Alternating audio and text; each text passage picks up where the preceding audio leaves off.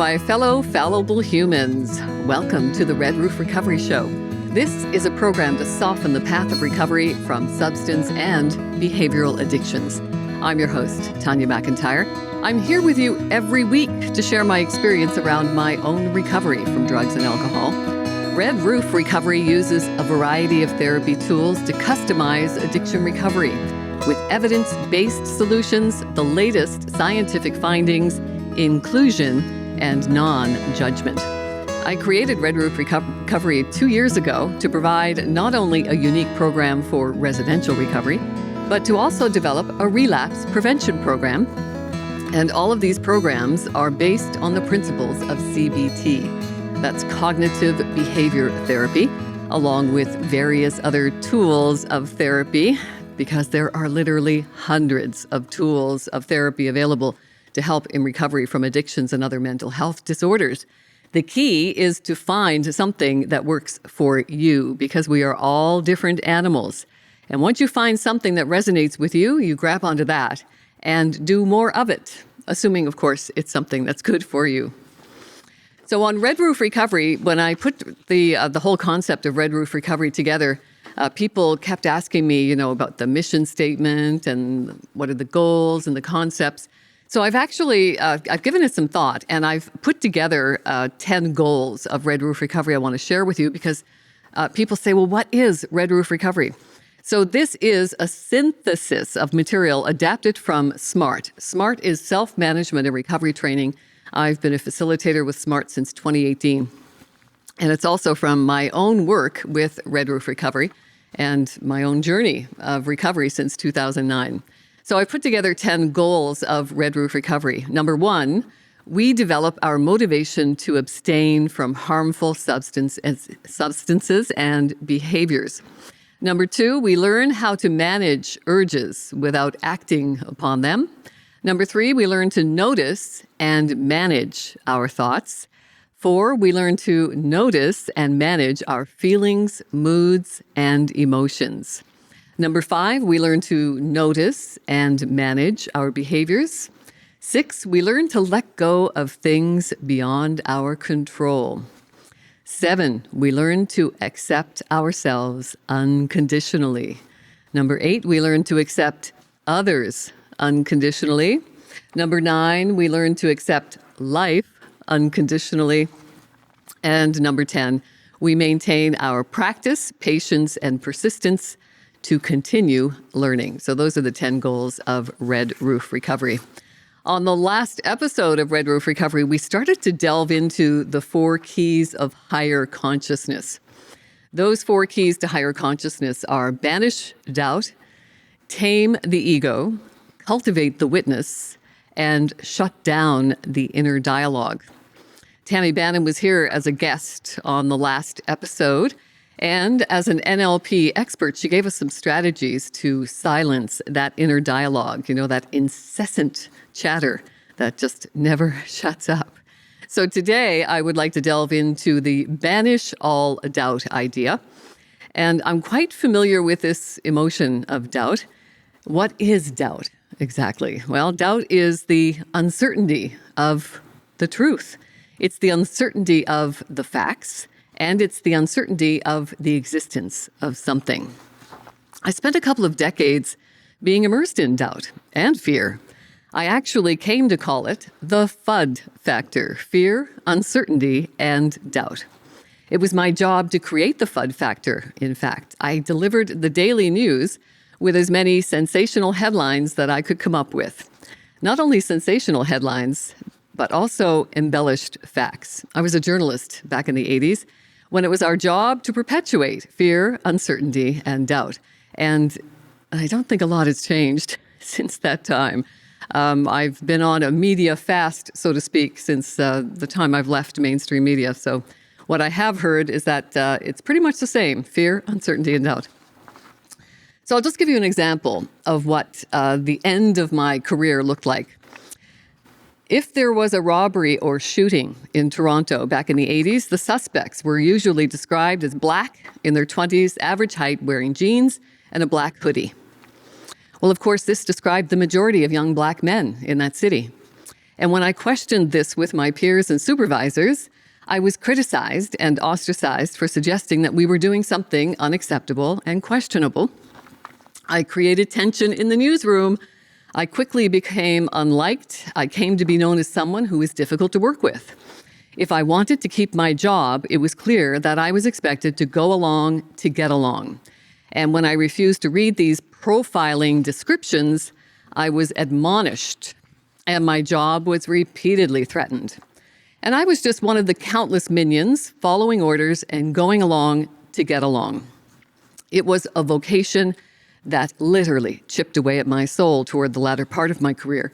And it was a career that fed my progressive addictions to drugs and alcohol. And that scale started to tip for me when I was one of the first Toronto reporters on the scene of the Swiss Air crash at Peggy's Cove in Nova Scotia back in 1998. And I come from that part of the country. So to return to what I once knew to be such a magical, serene area, and it had now become nothing more than a massive gravesite, it was devastating. And equally devastating was the dozens of reporters from all over the world at this scene of despair, together with dozens of emergency vehicles and personnel. When I walked on the scene, as I approached, I felt like I was going onto the movie set of a global disaster. It was surreal. And after spending a couple of days reporting on that devastation and grief, I had what I can only describe as a mental meltdown. I knew I had to switch gears, and I had to find something positive to report, or I felt like I was going to snap. I remember it like it was yesterday. I had interviewed dozens of people over those couple of days, and there was a common thread among everybody I talked to. They all wanted to open their hearts and their homes to all the people who would be arriving from overseas to gather what little remained of their loved ones. So I was touched by that, and I decided to make that my story. I was standing in a telephone booth in downtown Halifax. Yes, it was 1998. So cell phones were just making an appearance on the market. They were about as big as my Yeti water cup and heavy and very expensive. So very few people had them. So I was in the phone booth, and after I finished my report, my news director came on the phone and she said, WTF, before WTF was even an acronym. What is this crap, she said. I want to see the blood and feel the pain. Wow. At that moment, I held the telephone receiver away from my ear to let that absorb, and I could actually hear there was an audible click in my psyche when I heard that from her. And I thought, I can't do this anymore. I just can't do this anymore. But at that point, broadcasting had been my career for my entire adult life at that point. So I was frozen in fear about what would I do if I didn't do that? Who would I be? What would I call myself? So I ended up staying in that career for another few years until I finally had the courage to walk away. And that happened in 2002, after then President George Bush declared an unsanctioned and illegal war on Iraq. I refused to perpetuate propaganda, and I was blacklisted in my industry as a result. Now, the tides have changed since that time. There are lots of journalists who eventually took a stand against a war that was started on lies, manipulation, and deception. Weapons of mass destruction have never been found. But lots of money and mass deception still quite prevalent in the Middle East, with the political agenda of fear-mongering about the link to terrorism and people from the Middle East. Lots of profiling happening in major cities across Canada still around that. There are far more people killed by gun violence in America, though, than killed by terrorism. But nobody ever talks about that. No. Don't be talking about gun control. So the decision I made to leave an industry that defined me for so long wasn't easy. But what did make it easier was my realization that mainstream media has an agenda to perpetuate that FUD factor: fear, uncertainty, and doubt. And when we keep hearing sensational headlines and embellished facts, we start to believe that our world is indeed full of treachery and terrorism. We become frozen in this FUD factor, fear, uncertainty, and doubt. And when we're paralyzed by that FUD factor, what happens? Well, we make more pliable subjects to be complacent and obedient. We're seeing that now during this pandemic. We become socially conditioned to stay in jobs that don't pay us well or treat us well. We stay in relationships for all the wrong reasons, primarily family and money. Sometimes it can also be an unhealthy codependent addiction. We're encouraged to become indebted to banks and credit card companies to feed consumerism and social expectations.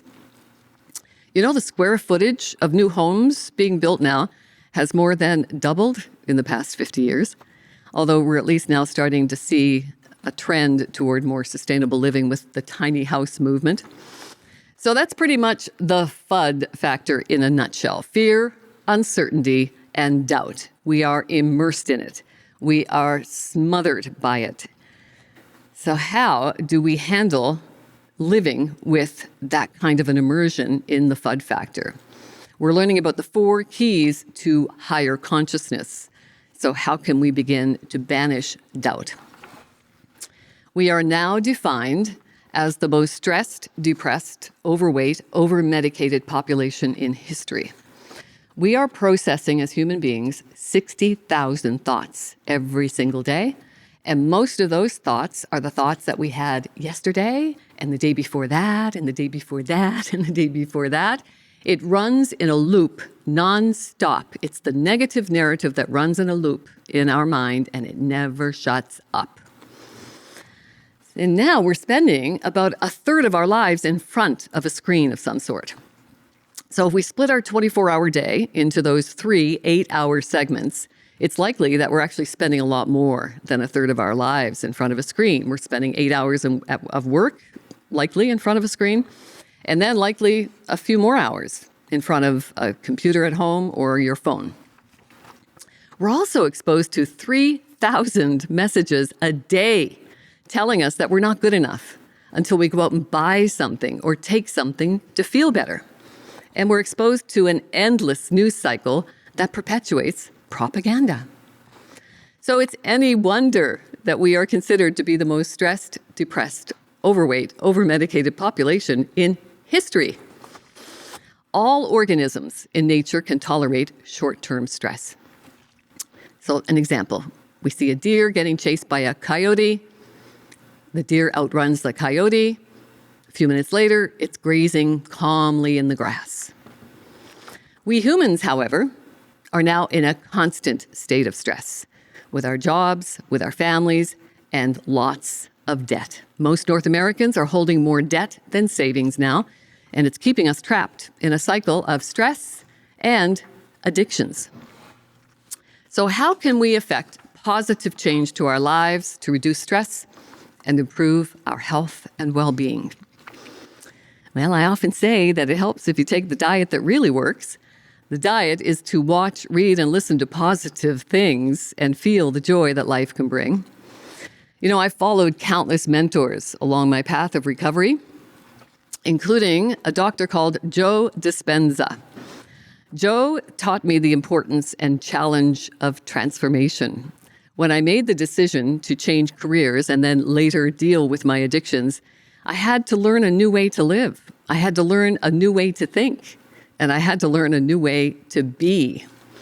I learned to accept that my personality creates my reality. So I literally had to choose to become somebody else. The hardest part of that change was learning to stay with the feelings of discomfort, those heightened emotions, while my body and mind adjusted to not having drugs and alcohol to soothe the pains of life. As I've acquired new information over the years of my sobriety, I've acquired new thoughts, which paved the way for new choices, new healthy habits, and then new healthy behaviors. It's funny how one can just lead to the other. When I made the new behaviors part of my life, it led to new experiences, which created new emotions, which inspired new thoughts. It's a process of evolution that helps me sustain my sobriety, and it takes a persistent willingness to exert consistent efforts to help myself. In the rooms of recovery, I still go to AA meetings. You'll often hear me say, AA saved my life and SMART gave me my life back. So in rooms of recovery, when you are with your peers who are in the same boat as you, all recovering from addictions, and it doesn't matter what you're recovering from addictive-wise, it all tickles that same part of the brain. So we are literally all in the same boat. And in those rooms, early in my recovery, which started in 2009, I used to hear people say, "It works when you work it." And I used to roll my eyes, saying, "Oh, I hate that. I don't want to have to work. I want it to come easy. I want the pain to go away with just a pill or a shot." My motto used to be, take the diet that really works, a media fast. Don't watch, read, or listen to news, and feel how much your life improves. But then a few years later, I started to recognize that I was actually giving attention, energy, and focus to what I didn't want. I'm a wordsmith now, so how I'm using my language around my life and addiction and recovery is, I think, imperative to how I'm facing life and recovery. So I changed the words. The words are now watch, read, and listen to positive things and feel the joy that life can bring. And our diet is more than what we eat. It's what we watch, it's what we read, it's what we listen to, and it's also the company we keep. We become the company we keep. So it's important to keep the company of people who are lifting you up. So why is it so hard for us to change? Why can't we, as strong personalities, overcome addictions easily? Because everybody I know in the rooms of AA and other addiction recovery programs, we are all very strong personalities. So why does it sometimes take disaster to motivate us to change our behavior? It doesn't make any sense. Well, scientific studies have demonstrated that we can learn and change either in a state of pain and suffering or in a state of joy and inspiration. So wouldn't it be nice to move toward that joy and inspiration instead of ending up in a state of pain and suffering? So I've followed several tools of therapy on my path of recovery. And one that clicked with me, of course, is CBT. I talk about it on every show, Cognitive Behavior Therapy. Cognitive behavior therapy is not difficult. It's thinking. It's just questioning our thoughts. It's a thinking therapy. It's an approach to recovery that uses three main principles. One, our positive and negative feelings do not result from what happens in our lives, but rather from our thoughts about what's happening or what's happened to us. Number two, depression and anxiety result from distorted, misleading thoughts. Basically, the stories we're often telling ourselves are simply not true, and our beliefs are often developed by false narratives. And number three, when we change the way we think, we can change the way we feel. And this can usually happen quickly and without drugs. A great book that you can read on that specific topic is from one of my favorite mentors, Dr. David Burns. He wrote a book called Feeling Good, and it's the new mood therapy, the clinically proven drug-free treatment for depression. And in that book, he talks about cognitive distortions. I prefer to think of them as unhelpful thinking patterns. Again, how we use our language is important. So there are 10 unhelpful thinking patterns that are really good to have so you can always question the thoughts that you're having to see, are these helpful or are these unhelpful? So I have the template. So you can email me at redroofrecovery@gmail.com, and I will be happy to send you this list of unhelpful thinking patterns, also known as cognitive distortions. So how do we learn to live with our emotions? How do we manage our emotions? How can we even be objective about our emotions and then have them better serve us? Well, it can be a daunting task to delve into the nuts and bolts of our emotions. One of the main reasons that for most of my life, I took drugs and alcohol to numb those negative emotions. But there's something about doing that, because when I was numbing my negative emotions, I was also numbing my positive emotions. I no longer received the pleasure from things like going to weddings and going to family celebrations, dinners, other celebrations. I just wanted to avoid it. I didn't get any level of pleasure from them at all. So the thing about numbing our heightened emotions is that it goes both ways. It's numbing the negative and the positive. And then a few years into my addiction recovery journey, I was reading more and more articles about the growing global epidemic of depression. Not only were depression statistics staggering, but the approach to treating depression was and still is being driven by the pharmaceutical industry that is experimenting with our brain's neurochemistry. Everybody I talk to is taking an antidepressant. I did for a long time as well. And this misguided approach to treating depression is still failing to address the multifactorial roots of depression. You've likely heard that the opposite of addiction is connection.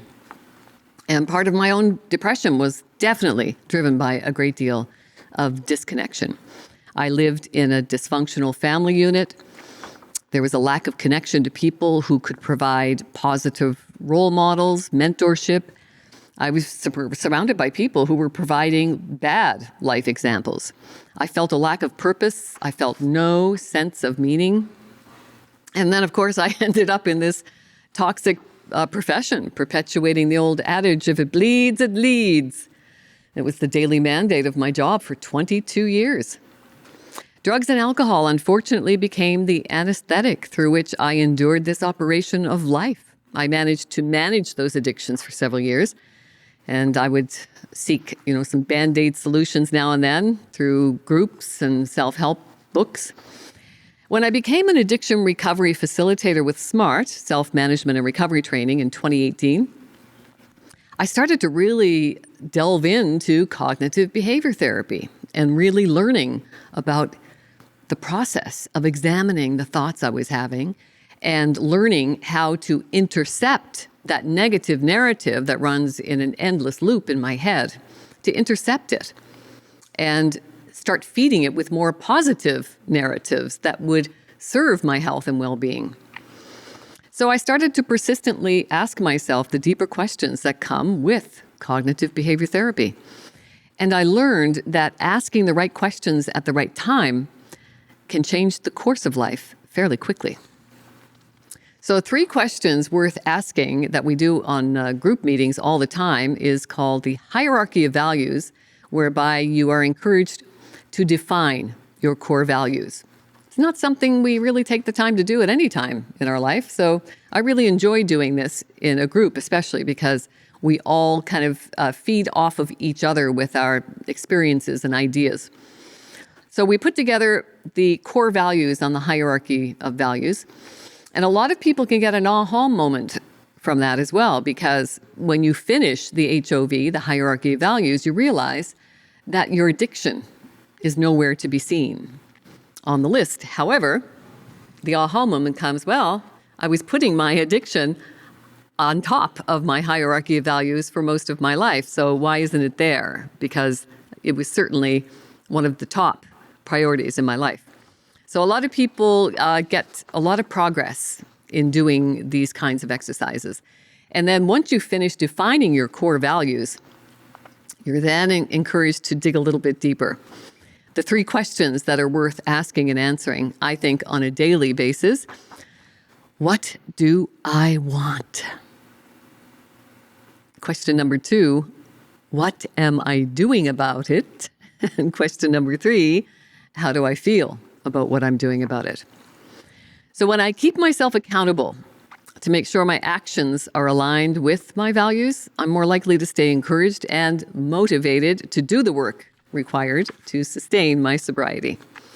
I even eventually learned how to embrace failure as a course correction in my life. And that always seemed to bring with it some valuable learning opportunities, even the times where I lapsed in my sobriety and thought, oh, I can get away with just having a couple of lines of Coke or a couple of Percocet or a couple of glasses of wine. I would bounce back quickly, thankfully. A lot of my friends didn't bounce back, which is what sent me on a path looking for something else that I could bring to my community. But once you consider that it's a lapse of judgment, it's a learning opportunity, and definitely every time I did lapse, it was a valuable learning opportunity. And now I consider the word fail an acronym, first attempt in learning. And I'm happy to say, since I became a facilitator with SMART in 2018, I have managed to stay on the wagon of life. I've sustained my sobriety, thankfully. So, what about cultivating the witness? We don't have time to get into that one. It's one of the 4 keys to higher consciousness. We're going to be covering that on the next episode of Red Roof Recovery. Meanwhile, though, I would like you to reflect on what Roman emperor and Stoic philosopher Marcus Aurelius pointed out. We all care about ourselves a lot, yet for some strange reason, we often value other people's opinions of ourselves, our actions, and our choices more than our own.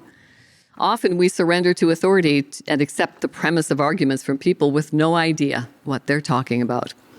When you get clear on what you want and what you don't want, you will build your resilience, and your eventual competence will act as an armor against criticism and complaints. And it's not that you become egotistical or narcissistic or think that you're better than anyone else.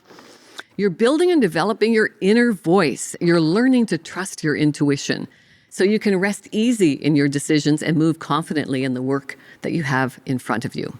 Become your own guru. Become a Stoic. Who knows what they're doing, right? They don't wing it. They don't react. You can actually subscribe to dailystoic.com. I love the daily emails that I get from there. So they have a process, the Stoics. It's good to learn from them.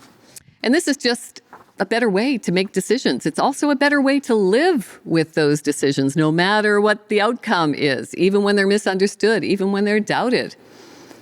You don't have time to care what other people think. You can't afford to spare the energy or the effort that's required to respond, because you need every bit of your energy to get better, to make the next set of important decisions for your life.